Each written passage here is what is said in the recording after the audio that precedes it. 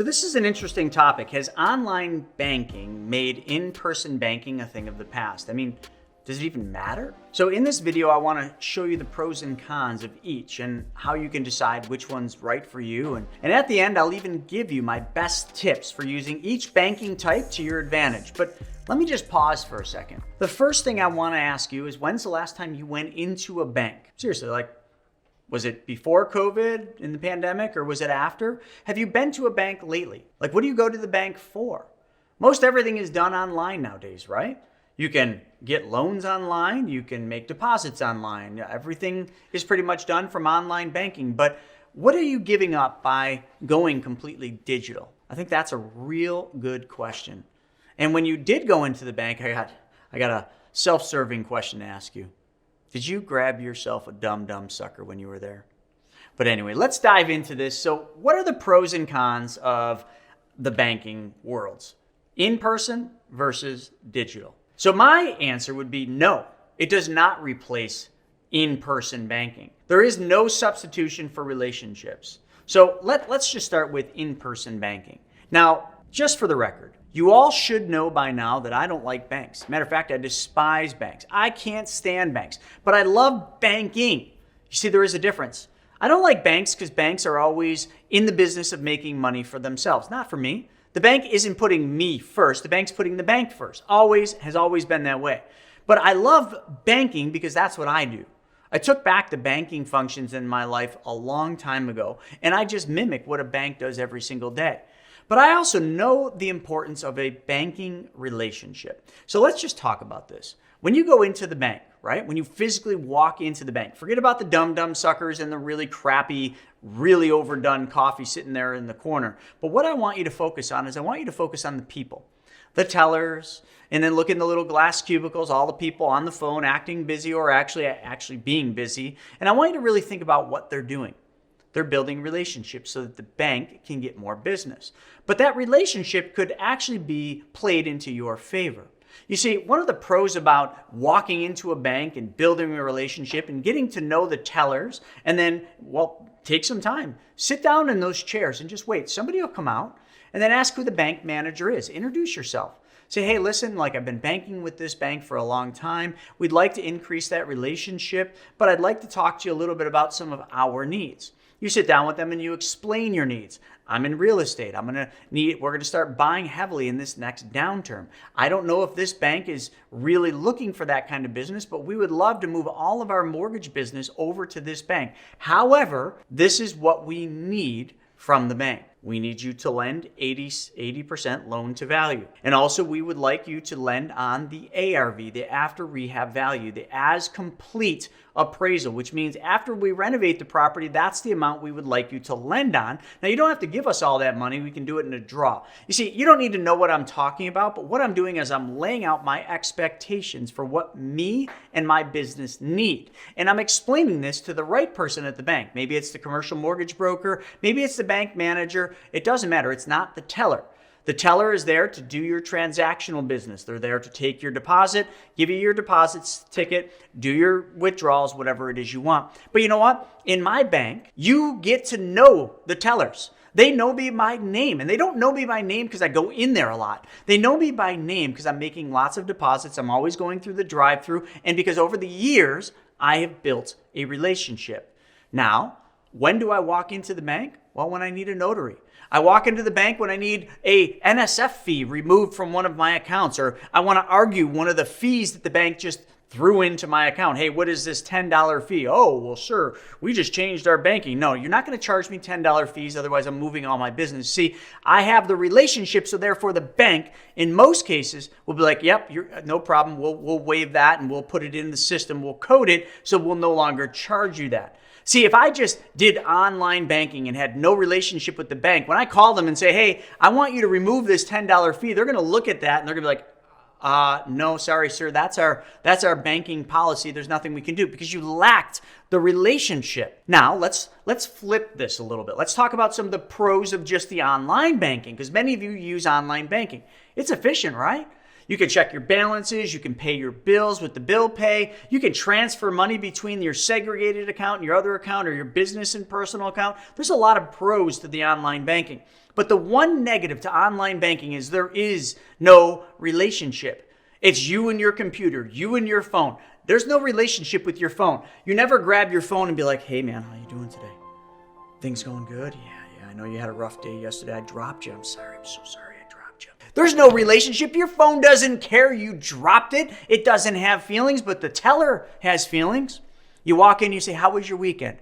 Oh my gosh, I'm so sorry to hear that. Maybe they're talking about the Bills beating the Dolphins and how stressful that game was and how, even I, who don't really watch football much, gained some gray hairs in that game. And all of a sudden you got a connection and a relationship. So the next time you come in, they know that you want to talk about what that one thing that fired you up. Maybe it's the Bills.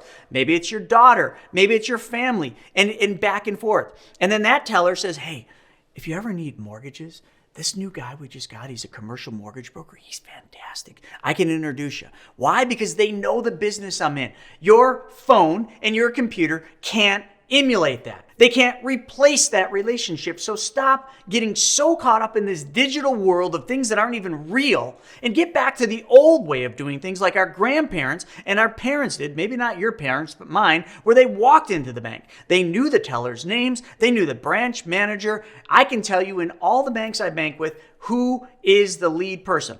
Michelle is the bank manager at this branch over here, and Denise is the bank branch manager at that other one over there. And Jack, who's just getting ready to retire, is the president of that community bank. And he is being replaced by a guy named Seth. You see, how do I know these things? Because I've built the relationships. And those relationships have paid off over and over and over again. And here's what I don't do. I don't keep hardly any money in the bank. But that doesn't matter. I'm sure that plays a little factor into certain aspects. They don't give me any more. They don't give me blow pops. They give me dumb suckers. So I don't get the extra advantages. I get the crappy coffee, not the good espresso they serve to their premier customers to keep over $1 million. Why? Because the bank is making all the money on them. I am the bank. I just use the bank for the things that I need, and the relationship is what gets me there. See, if you're just doing digital, you're lacking that relationship. You're missing that relationship, and you're never going to benefit from those things that I get to benefit from, even though I keep very little money in their bank, because I keep all my money in my own bank.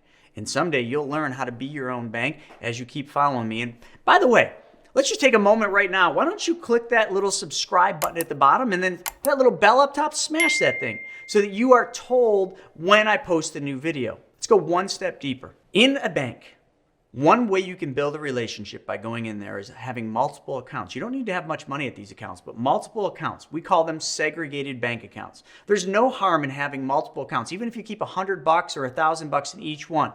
But each one of those accounts can serve a different function for you and your business. Maybe one account is your marketing budget. One account is your bill pay account. Okay? One account is your savings account. One account is for this. You see what I'm saying? It could be your tax account. You can segregate your accounts, and then you can use bill pays from each one of those. You could do transfers from one to the other. Alden State Bank, which is one of my favorite banks, I use their bill pay. My bookkeeper uses their bill pay. We have borrowed tens of millions of dollars for our real estate companies. What's the difference? The difference is the relationship. And the interest rate I pay might be less than the interest rate you pay if you're just one of those digital customers. So I really urge you to start working on building relationships, not just at banks, but with everybody in your life. Because there's one thing that won't die no matter how good technology gets, and that is the feeling of a good, solid relationship. And that can start at a bank. So let's do a quick recap. We started off talking about the pros and cons of having a relationship with the bank by actually going into it versus doing just digital banking. And we went on to say some of those pros are the things you get, the interest rates the bank charges you, the ability to go in and just get a notary anytime, the ability to just go in and make your deposits and the tellers actually know you by name and they give you a little extra service. When you don't want to wait, you basically just leave it and then they say, hey, I'll just put this receipt aside for you for the next time because you're in a hurry or maybe there's a long line. There's so many advantages to building a relationship, but it doesn't require you having a lot of money in the bank. The advantages on the flip side to the digital banking is the technology. the bill pays, the ability to transfer money from one to the next account. Those are big advantages, but the two can exist in harmony. But I think a lot of people have just gotten, well, I don't want to call it lazy, but just gotten used to technology where they just use their phone to do all their banking. They never actually go into the bank anymore. But I think that's a huge mistake. And in that video, I talked about a lot of those mistakes because nobody knows your name. When they don't know your name and they don't know you, they're not going to want to do extra things. So I urge you go in and get to know people in your bank. Get to know them by name. Get to start asking them the things that they like. How was your weekend? What did you guys do? You got any children? You got any grandchildren? You got any, whatever it is you want to start that conversation. But I also want to preface in this that I'm not telling you to increase your relationship with the bank by putting more money in the bank. Actually, the complete opposite. What you really should start focusing on is you learning how a bank operates and mimicking what a bank does. But then change one thing, and that is where your money goes first. I don't put money in my bank accounts. I keep very little money in traditional banks. I have lots of bank accounts with traditional banks, but I keep very little money with them. It's all about the relationship. And the relationship I know is judged in part by the number of accounts I have. The relationship sometimes is based on the number of accounts and the amount of business I've done. So where does my money go? How do I perform the art and the act of banking? Well, I changed one thing, and that was where my money went first. And I put my money in specially designed and engineered whole life insurance policies, in which then I use them just like I would a checking or savings account that I would keep savings in. And I use it because I get paid a higher interest rate. My money grows in a tax-free environment. My money's protected against judgments and liens. When I need my money, I don't have to ask somebody at the bank for my money, or I don't have to play by bank rules. I just click a button and the money gets sent into my segregated bank account with one of those banks that we just talked about a second ago.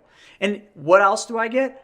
I get to keep my money in that account, earning uninterrupted compound interest day in and day out, whether the money's in the account or out working for me. You see, it's exactly what a bank does. A bank does what? They are in the business of you making deposits. And when you make a deposit in the bank pays you interest on that money, right? Even though if it's very low like it is right now, less than 1% for most of you. But then what does the bank do? Does the bank put the money in the vault? Nope, there's no money in the vault. The bank sends your money out to work for the bank in the form of loans. They lend it out for car loans. They lend it out for mortgages. They lend it out to real estate investors so they can buy rentals and flips and all these things. They lend it out in the form of credit cards and lines of credit. You see, I do the same thing, but I do it with my banking system. I just mimicked what a bank does. These are the factors that will change your future, because these are the factors and these are the things that will help you build the relationships to get the things you want, but not give up the things that you need, which is the money that you have, the money that you work for in your control. That is first and foremost. So I hope you never forget that. I hope you build the relationships the proper way without giving up control of your money. And when you do that, you will see why relationships really make the difference at the end. So folks, if you like this video, check this one out. What factors determine interest rates? We'll see you on the next one.